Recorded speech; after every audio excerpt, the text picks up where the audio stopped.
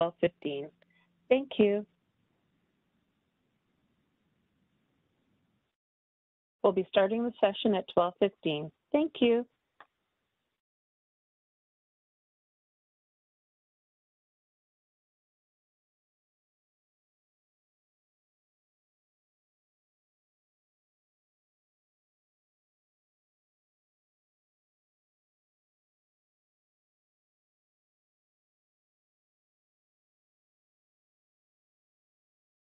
Oh, okay. Hallelujah. Yes.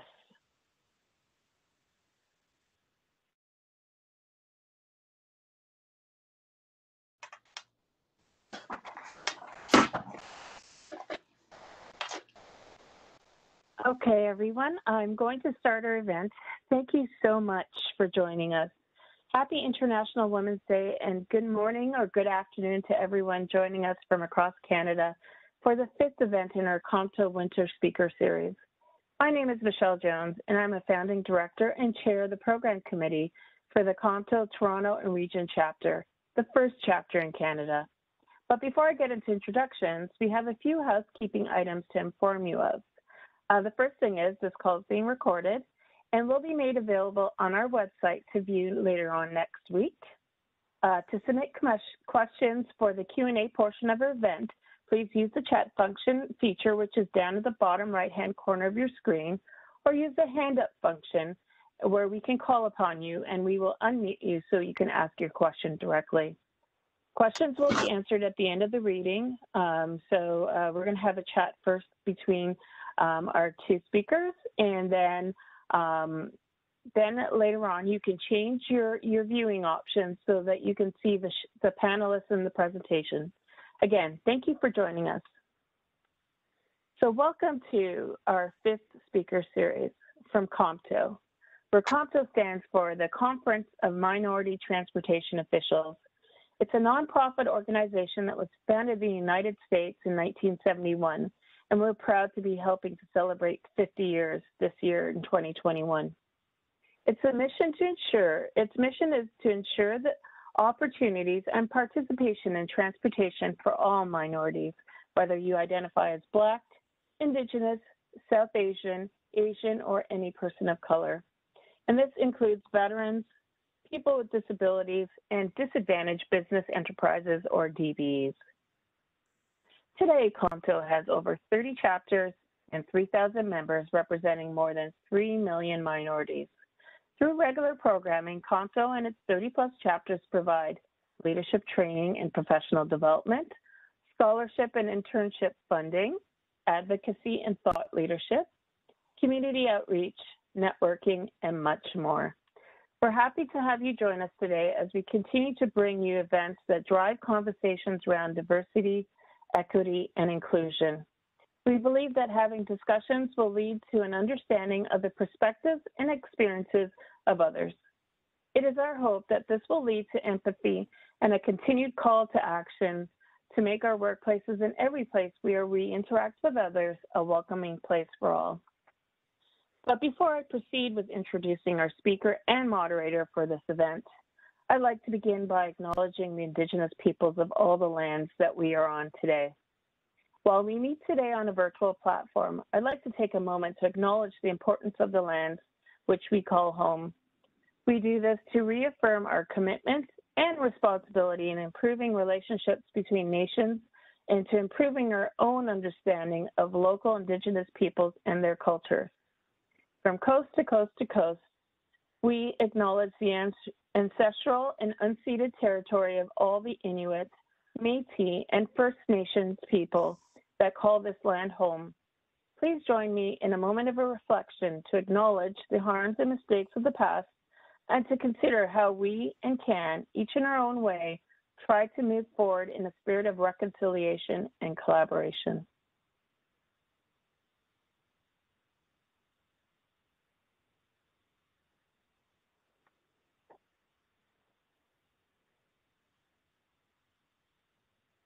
Thank you.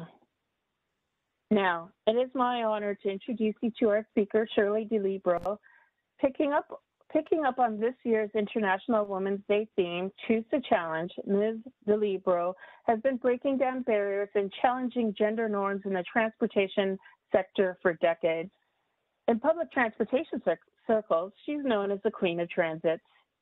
Over the course of a career that spanned 3 decades, she improved transportation at agencies in Boston, Washington, D.C., Dallas, New Jersey, and finally Houston, where as chairman and CEO of the Metropolitan Transit Authority of Harris County, Metro, she oversaw the construction of the Metro Rail, the city's first light rail.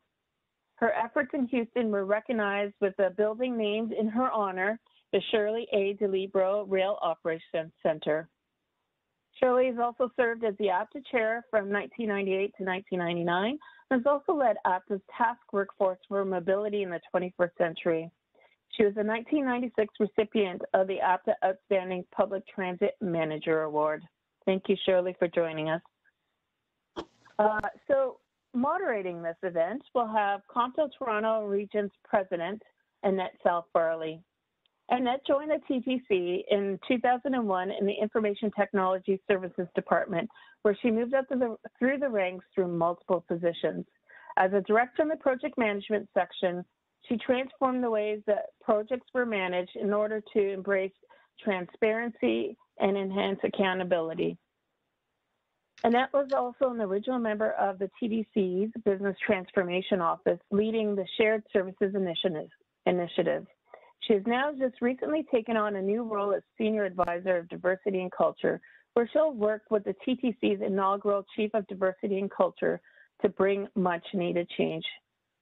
As President of COMTO Toronto, she's excited and proud to lean on an exceptional team of professionals who are passionate about lending their voices to further the discussion around diversity and inclusion in Canadian transportation.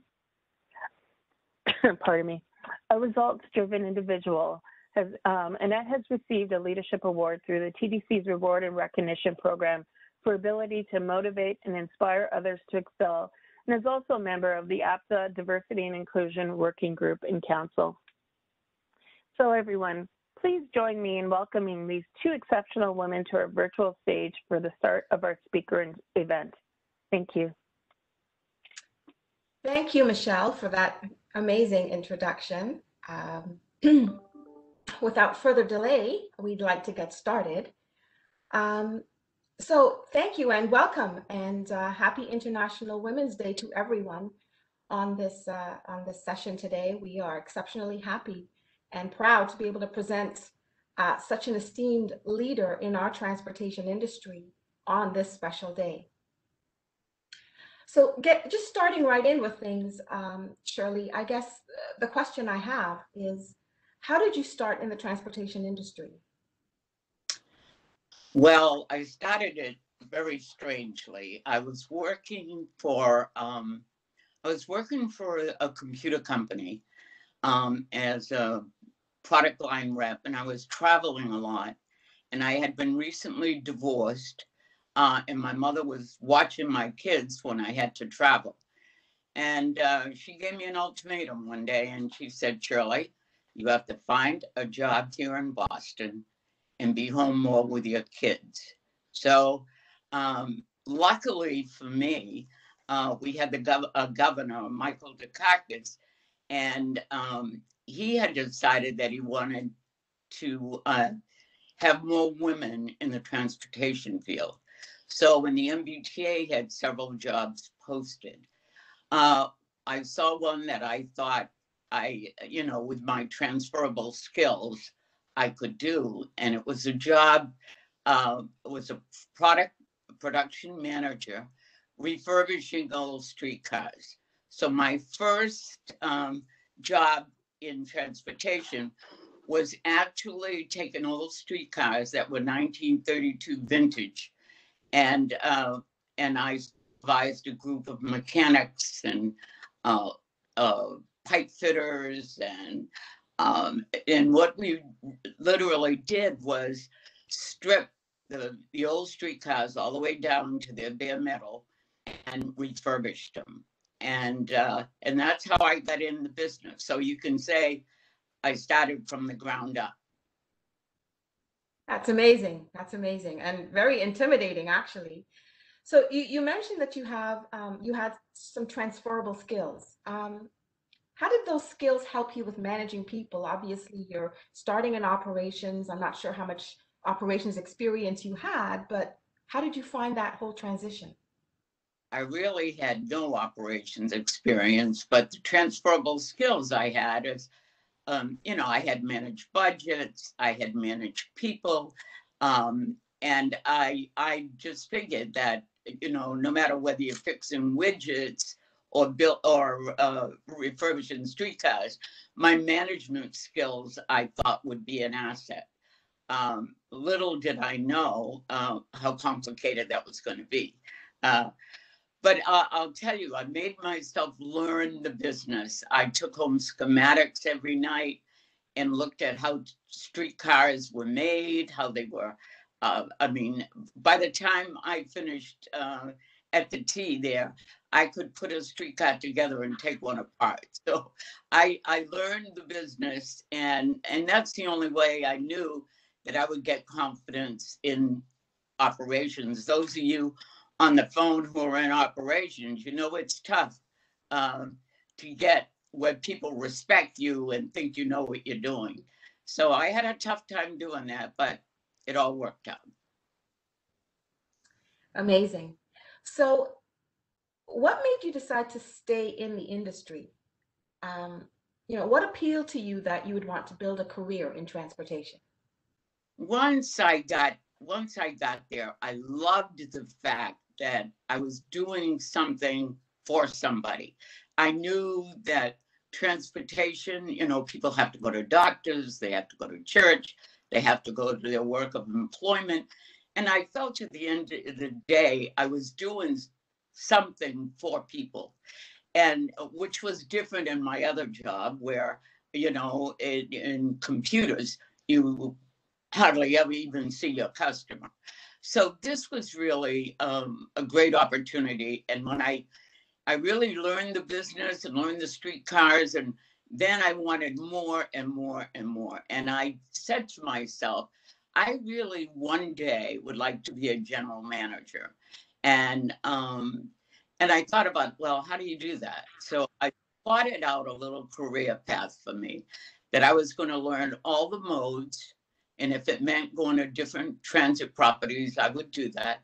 But I wanted to learn all the modes and really understand the whole prospect of how you deal with boards, how you deal with politicians.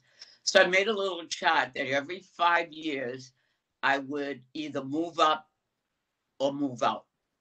And I pretty much stuck to that. That's really good advice.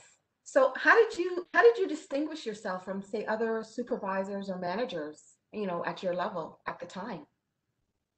Well, knowing that I came from the outside and there were other managers who had supervised who had been there a long time, I knew I really had to prove myself and really learn the business. And I think once I did that, and the other supervisors saw that I was really intent on learning the business, and I asked them questions and I worked with them, I think they were very helpful. Things I didn't know, I would go to them and say, well, what about this? Or what about that? And I think they appreciated that I wasn't coming in there and thinking I was a know-it-all. Got it. That's great. So throughout your career, did you have mentors at all? If you did, what role did they play for you? And why is having mentors so important for our young women in this industry when they're starting their careers? Oh, mentors are invaluable. The funniest thing is when I left the T in Boston and went to my job in Washington, I had 3 different positions there. Remember my 5 years up or out. When I went there, I was a regional manager, and I was in charge of 3 garages. And then within 5 years, actually it was more like 3, I became the director, where I was in charge of 9 garages. And then from there, I became the assistant general manager, where I was in charge of all the bus garages, the budget, and human resources for the bus department. So that progression really took me through all the stages, and then I decided, well, remember, I had building streetcars, so we ran streetcars in Boston, and then I went there and I had the bus system. The my counterpart in rail was had emergency operation, so the general manager asked me to go ahead and would I run the rail department and put one of my subordinates in the bus. And I did that. I ran the rail for probably 3 months. And by then I said to myself, well, you've had bus, you've had rail, you've had streetcars. What you really haven't had is the political side and board. So I said, well, my next jaunt will have to be where I get that kind of exposure. And the funniest thing happened. One of my board members, who was actually chairman of the board in Washington, D.C., I was doing a presentation one day on bus axles that I was trying to get them to purchase for me. And after my presentation, he came up to me and he said, hey, Shirley, he said, I have a friend of mine who is the executive director in Dallas, and he's looking for a deputy. And he said, would you consider it? And I'm like, are you kidding me? I am not going to Texas. He said, well, think about it. And then I thought about it, and I said, you know what? That's my next step. Because if I become a deputy, I'd be the number 2, and I'd be running all of the operations, but it also would give me exposure to be with board members and to deal with the politics. So I flew to Dallas, needless to say, and interviewed and got the job. So off I went to Dallas. And it really gave me the opportunity to do exactly what I wanted to run all the operations. And at that time, Dallas just had buses, but they were anticipating building a rail, which we were going to build the first 20 miles of rail. We had a referendum. We lost that. So then we regrouped and said, well, how are we going to build this rail? So that's basically why mentors are so important. You never know where they come from. I mean, you meet people, they take a liking to you, they think you're professional. This guy was awesome. He helped me get that job. And the funniest part about the mentoring, I was there 3 years, and we were planning on doing another referendum, hopefully to win, so we could build a rail. When he called me up and he said, hey, Shirley, I'm in New Jersey now. I said, what are you doing in New Jersey? He said, I'm the new transportation commissioner. And I said, well, congratulations. And he said, I'm calling you because they're looking for someone to head New Jersey Transit. And I'm like, you got to be kidding me. I just got here. I've only been here 3 years. I've had some exposure certainly with the board and some with the mayor. And I said, I really think I need to stay here a little longer. And he said, well, why don't you go and interview anyway? He said, there are 7 other people who have applied, so you may not get it anyway, but why don't you go and interview? And I thought about it and I said, well, do I really want to do that? But I thought, eventually I want to be a general manager. So I may as well go and interview and see some of the questions they ask and, what I need to get better with.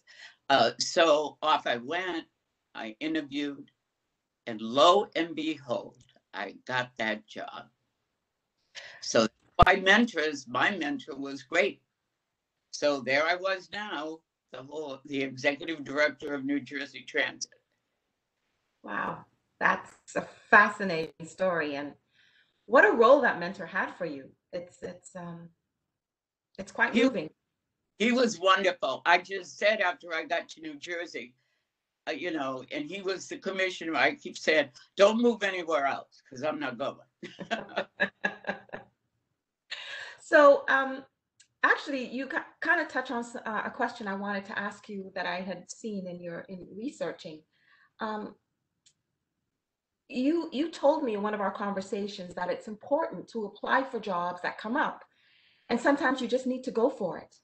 What are the benefits of doing this? And obviously, when somebody that you respect has prodded you to apply for a job, I mean, you sort of want to be able to take that advice. But what have you been able to learn from applying for so many different jobs throughout your career?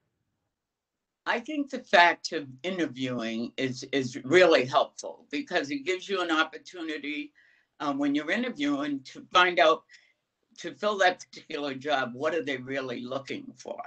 A lot of people won't go in an interview. They say, well, I'm not really interested in that job.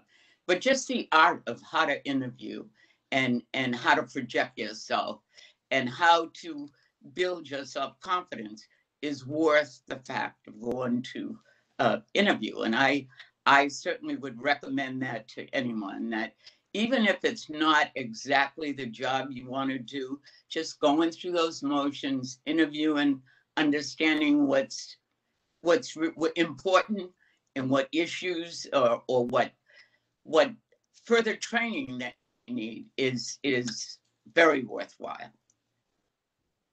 So our industry, of course, is very male dominated as we speak on International Women's Day. You think? Yeah, exactly. So let's talk a little bit about, as women dressing for success. What advice do you have for women on a whole in our industry? And many of us are frontline, we have frontline jobs or we work in an office environment. And what advice do you have for us, regardless of the roles that we have in transportation, when it comes to being able to dress for success? Well, I think it's real important. I'll have to tell you a little story about when I went to Houston, and they had a very lax dress code there, and I was shocked to see a little bit of everything. Women with low cut blouses and tight pants and stuff, and I said, this is unacceptable. So I put a dress code in where and I try to explain that this wasn't a punishment thing, but it's just a thing. We have people coming from the outside to visit. We had I had political folks, the mayor coming in the office, and I said, this is not the image that we want to present. We need to be dressed, and men too. I mean, I'm not just picking on the women. Some of the men came in jeans and all. And I said, that's not going to work for me. So I put a dress code in. And, people eventually thanked me for that, except one woman, because I was going down the hall one day and I saw these three men and they were standing in front of this desk and they were laughing and joking and they should have been working. And I found that they were being entertained by this, one of the women who had this, needless to say, a sweater cut much too low. I sent her home because when we put the dress code in, we did say, what was presentable, I didn't want to go out and buy new clothes. That wasn't the issue. It was that you had to dress professional. And I think once I sent her home, that was probably the only time I had to be that severe, because I think the word got out and everybody got their act together. But it is important to look the part, be professional. When you dress for success, it also helps you exude your confidence in yourself. Yes, I agree. I absolutely agree. So have you ever, I know you did a number of different roles within transportation. Have you ever taken a job where it seems as though you stepped backwards?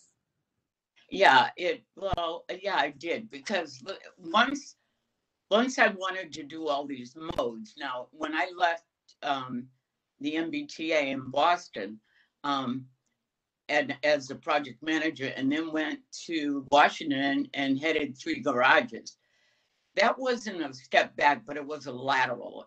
I actually made less money in that position than I had in the T. But remember, my plan was to one day be a general manager. So I wanted all these modes, these different modes. So I figured I can take a little less money, and I'm learning another vehicle. And sometimes you have to do that. But I knew what my ultimate goal was. And so sometimes you have to step back, take a look at it, do things just a little different to get to where you want to be. So what I'm getting from what you're saying then, Shirley, is it's important to have a plan, to have some direction on where you want to go, what your ultimate goal is, and then the necessary steps to be able to reach that goal. Absolutely. And one of the things I tell, especially women, a lot of women don't want to relocate. Well, you may have to relocate if you want. And when you set your goals, you set your goals realistically. It may take you a little longer to get there, but then you may have to move.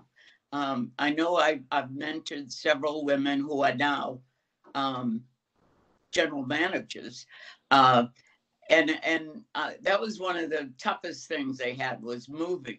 And they said, "Well, my husband, he has a job here," and I said, "Women have moved for their husbands forever. It's time now, if your husband has to move for you, and it's going to benefit the both of you, I think you ought to think about that." So I don't know how popular I was with that, but I did get some people moving. That's a good point, actually. And it is important to have that conversation with your partner, Yeah. that you can reach that decision together and not automatically default to not considering an opportunity, like Right. many of us will. Right. That's true. That's true. So given that our theme for International Women's Day is choose to challenge, in our conversations, I know that you have been up against a number of challenges. So as you started to climb up the ladder, what were some of the biggest challenges that you faced? Number one, being a woman, and then being a woman of color in the industry at the time. Well, you get to have pretty tough skin, I have to tell you. I kid everybody about my job in Boston. When I went there, Boston was predominantly, at that time, we're talking in the 70s, male, white, Catholic, Irish. And I keep telling everybody, the only thing I had going for me is I was a Catholic. And I knew as long as I was there, I couldn't change religion. So you have to look at those things and see, and having in mind that my goal was to be a general manager someday. You have to look at those things and work on them, and take for granted, and you don't take for granted opportunities. I mean, the thing that I loved most about my career is I loved people, I loved managing, and I loved being a mentor to women and men. I've been mentors to both women and men, and helping them further their career. So I love the transportation industry. And now that I'm retired, I actually miss it. But the thing that is so important is that in my career, people will tell you who know me, she was firm, but she was fair. And that was very important to me. So you were firm but fair. at a time when women were not necessarily accepted as having leadership roles in Boston as a woman of color. That's a Yeah. lot to happen right there. Is there a particular challenge that you remember that was a turning point in maybe having your staff buy into what you were trying to lead, how they were trying to, you were trying to lead them, or something that allowed them to see the direction you were trying to take them and that it was a good thing? Well, I had an incident in my career when I was at the MBTA. We had one of our streetcars that we had refurbished and fixed and was running on the line, caught a woman by her arm. The door closed too quick on her, and caught her arm in there. She didn't get, she wasn't really hurt too badly, but it meant that I had to bring all the vehicles that we had refurbished and take them off the line and check them. And it was funny because I brought all my team together, my mechanics together, and I was talking about the problem. And I said, well, we're going to have to take all these vehicles in and check them and find out what's wrong with it, what's wrong with the door mechanism. So, and we did that. We pulled them all out of service. And I went home that night. I took the schematic with me, and I was looking at all the possibilities and things that could possibly go wrong when I received a phone call. And it was one of my mechanics. And he said to me, Ms. DeLibero, I know exactly what the problem is. There's a spring tension on the door, and we need to back off of that. We tightened it, we followed the rules that they had for fixing that door. He said, but I think the suspension on the spring is too tight, and I think we need to back off and loosen that. And he said, I think you should bring us all together tomorrow, and you should send, we had one guy, Charlie, that was the big mouth there, who had no respect for women at all. And he said to me, and get Charlie to go down there and tell him what you think the problem is and let him fix it. And then the guy hung up. He never told me who he was. So I'm driving into work the next day, and I'm like, do I do this? Is this a setup? I'm either going to be, queen of the hill, or I'm going to be a jerk. So driving to work, I always remembered what my mother said, there's good in everybody. And I said, maybe this guy's really trying to help me, get more accepted by the repairman. So when I got to work, I brought everybody in. My conscience said, go for it. So I brought everybody in. I told them that I thought I knew what the problem was. And I went on to explain about the tension and the pressure. So Charlie, his usual big mouth self, started laughing hilariously. And he said, so I said, Charlie, you go down and fix it. And this is what I think you need to do. So Charlie went down. Needless to say, I was sweating. Charlie went down and came up maybe about 20 minutes later. Meanwhile, I'm going crazy, saying, oh my God, this is probably going to be the craziest day of my life. When Charlie came back, he said, I'll be damned. She was right. It worked. So then I became their hero. I knew everything, so they thought. And a couple of days after that, they said that I was having another problem with something. He came to me and he said, hey, you may want to look at the, and I said, that's what I pay you for. I wasn't going through that again. But the ironic thing about that is I never found out who that guy was. She never came up to me and said, I'm the one who called you and gave you the information. And by the time I left there, these are guys that really didn't like me at all when I first got there, because they didn't want a woman boss. And a few of them were in tears when I left. So, but I sweated that day, I can tell you that. That's definitely my definition of a challenge. Absolutely. So here you are, you're in the transportation industry, you're actually making an effort to understand the business. The best way to lead in this business is to know the business. Right. So throughout your experience and as you were rising up the ranks, sometimes people can view confidence as arrogance. Have you ever been accused of being arrogant? Oh, several times. It's funny. I did an interview one time in the Dallas Morning News, and the reporter, it was shortly after I got there, and I'm telling the reporter what we're going to do and how we're going to, the things I'm going to do to improve the bus system. And I was talking about things I had done before, and his comment to me was, well, you sound pretty cocky. And I said to him, cocky is when you don't have a track record to prove it. So that shut him up. Wow. But that's true. That's true. I mean, people take confidence sometimes as you're being cocky, but you're not. I mean, if you know your stuff, and you've done it and you've had a proven record, why not brag? If you don't like yourself, who would? Indeed. And I think as women, we have a tendency to not put ourselves or take credit enough for the things that we do that we're great at, as opposed to just good at.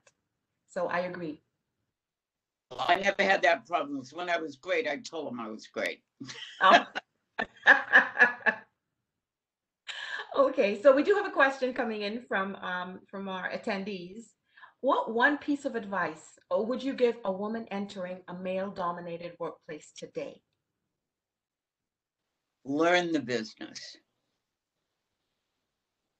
Go even overboard when you're trying to learn, and don't be ashamed to ask questions, because questions and information is knowledge, and be the best that you can be. We're, as women, we're nurturers. We have children, we bring them up, we discipline them, we take care of them. I mean, we have those traits. And my thing to women is, and don't be afraid to move if you see a better opportunity and it's in another town or something. Think about it. I mean, sometimes when you have children, it's a little difficult, but we're good nurturers and we're good listeners. And so I just tell women to just excel at what you're doing. Learn the business from the bottom up. And, it's not all about money. Sometimes you may, like we talked about, sidestep to another job where you're making a little money, but as long as you're learning and it's adding to what you ultimately want as a career, go for it. That's great. That's really great. I think I've done that in my career as well, and it's allowed me to see the business from different perspectives as well. And look at you, got another promotion. Yes, I did. I did. So it's good. It's great, actually. So you spoke about having a male mentor. Have you ever had a woman as a mentor? No, because just think about it. I'm 83 years old now. And when I was going through this, there weren't any women that were supervisors or managers. And that's what I'm glad to see now in the transportation industry. There are women general managers all over the place. There are women supervisors there. So I unfortunately, I never had a woman mentor. How, given your experience with male mentors then, how are you different as a woman mentor versus how you were mentored? Well, see, as a woman, I went through all kind of obstacles, which the men don't usually have to go through. And I think that because I had, you know, there was racism, no question about that. There was sexism, you know, these guys didn't want to work for women. So I think when women understand that, you know, you're not probably going to be easily accepted, but if you know what you're doing and you treat people, and the other thing is, I used to say to everybody, you got to treat people as if they were family. Um, and when you nurture people, you know, I think that helps. I think that helps. I've had, like I said, I've had a great career. I hated to end it. In fact, after I retired, I did consulting for a year, and I was flying all over the place. And then my accountant sat me down. He said, "All you're doing is making money for Uncle Sam." And I said, "Okay, time to quit." So, That's but amazing. you folks in the transportation industry, it is a good industry. And then I can live very well now because I have all those pensions. I did good negotiations when I was, that's the other thing. You've got to negotiate your worth. I now am retired, but I have 5 pensions, so I'm happy. That's amazing. That's amazing. And that's actually a really good point you're touching on there about negotiating your worth. Yeah. As women, again, we accept status quo. If we don't ask, we don't get. We don't push the envelope in terms of ensuring that we get the value. We are contributing a lot of value, but we're not getting the same reciprocated in terms of our compensation. I'll have to tell you the one story about my negotiating in Houston when I this position that I had in Houston reported directly to the mayor. So when I went to interview with him for the job, I gave him a lot of demands. I said, at that time, President Clinton was the president, and he was making 200,000. I told him I wanted 210. I told him I wanted 5 weeks of sick leave and 5 weeks vacation. And I wanted to walk in that door with 15 years towards my pension. And I gave him all these ridiculous demands because I really didn't want to go back to Texas. And when he said, okay,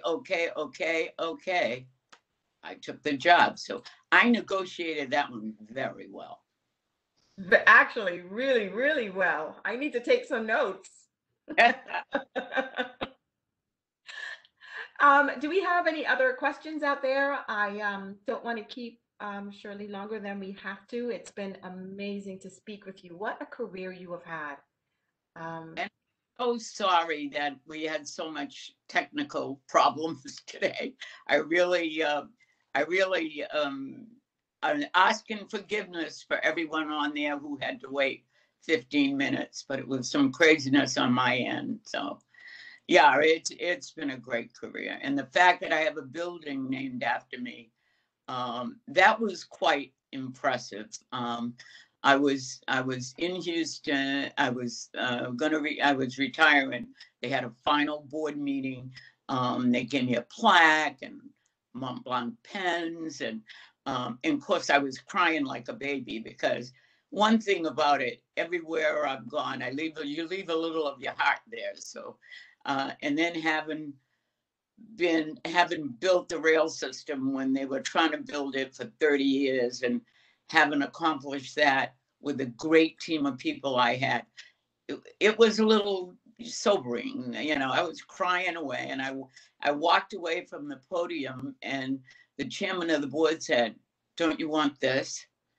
And I turned around, and there was this huge picture of the building with my name on it. And needless to say, I cried a lot that day, but that was really, I'm very proud of that. And every time I go back to Houston, I go by the building and make sure they haven't taken my name off. Oh. They wouldn't dare. I think we have one final couple of questions from one of our attendees before we sign off for the hour. Romaine, did you want to go ahead? Yes, thank you. Good afternoon, Mrs. Shirley. I thank you so much. I'm so much in awe of you. And whenever I go to Houston, whenever that is, I will definitely try to visit that building just to see your name on there. But my question is, and I think while listening to you, I had two aha moments, I should say. And the first one was that we should always attend interviews to get that experience, even if you don't really want the job. Yes, and the second one was to step back, and sometimes whether it's a lateral move or possibly a lesser move, just to get to where you want to be eventually. We should as women consider doing that. So thank you so much for pointing that out, because I think sometimes we don't think of, these, I guess you can call them strategy, right, within your careers. So thank you. But my question is, what are other ways to gain the political knowledge? You were talking about you wanted to gain the political knowledge. You did all the various modes within the specific transportation agency you worked with. But what are other ways to gain the political knowledge if one wishes to get to the executive level? And I'll let you answer that one, and then I'll ask the other question after.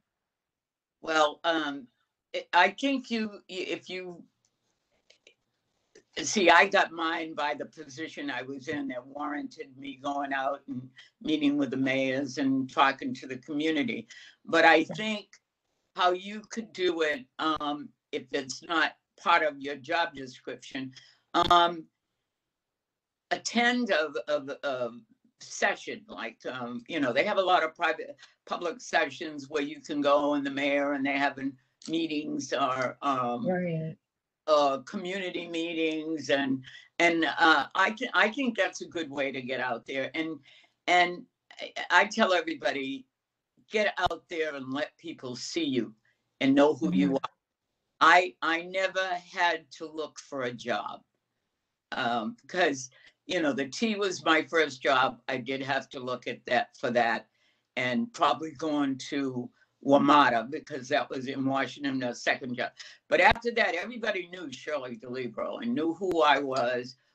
And so that, I think that's another way. You got to get out there, get into the community, do community things. I can't tell how many, when I'm in my position at different places, how many places I went to and fed the homeless and took part in a lot of civil things. So I think that's a way of getting out there and meeting people. Okay. And thank you for that answer. And also the other question is, what is one specific advice that you received from your mentor? And you mentioned that it was a male, that you're happy that you did get, and also that you, I guess, listened to or followed.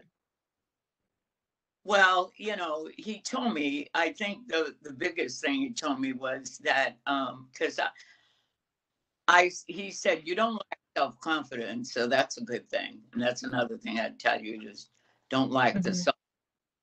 But I think you have to believe in yourself. You really, when he was trying to get me to go on this interview, he was telling me all of my strong characteristics, all of my, things that I had done, things that he thought I was capable of doing. And you kind of build up your confidence and say, well, yeah, he's right. I can do that. I did that. We have a tendency sometimes to talk and not listen. Sometimes you need to listen to what other people have to say about you. So I think that's one of the ways of, and then another, I'm going to leave you all with a thing that's really important. Remember, as managers and supervisors, when you're hiring people, hire your weakness and not your strength. You know, we have a tendency to want to be able to hire people that they can start the sentence and we can finish it. That's not what you want. You want people who know what you don't know, and you can learn from them, and they can learn from you too. Amazing. Thank you. Amazing. Well, thank you so much, Shirley. Thank you so much for your time. I think that some of the lessons that you've imparted in this session are applicable to men as well, especially, you know, men that of color that may question their own abilities just like we do. And I think so. I think that those lessons are definitely valued across the board to most of our attendees today. Well, thank you for having me, and I feel honored that you selected me for your International Women's Day.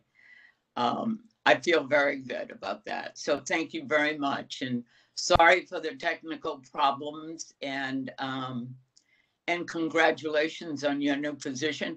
I hope you've set goals. You know where you want to go, right? We've had that conversation. So yes, and good luck to you. And good luck to you. And you're doing a great job. I am so proud of you having a COMTO chapter in Toronto. And I'm going to make it my business after this COVID-19 is all over to come in, because your boss is a very good friend of mine. And him and his dad and I worked together at T. And he was one of the few Irishmen that really took me under his wing. So I guess I could actually call Jack, Rich's father, one of my mentors, because he did help me when I was at the T. So, so wonderful to be with all of you today, and keep up the good work. And I'm coming to Toronto to visit. All right, awesome. Thank you so much. And virtual hugs to you. Okay, bye. Bye-bye.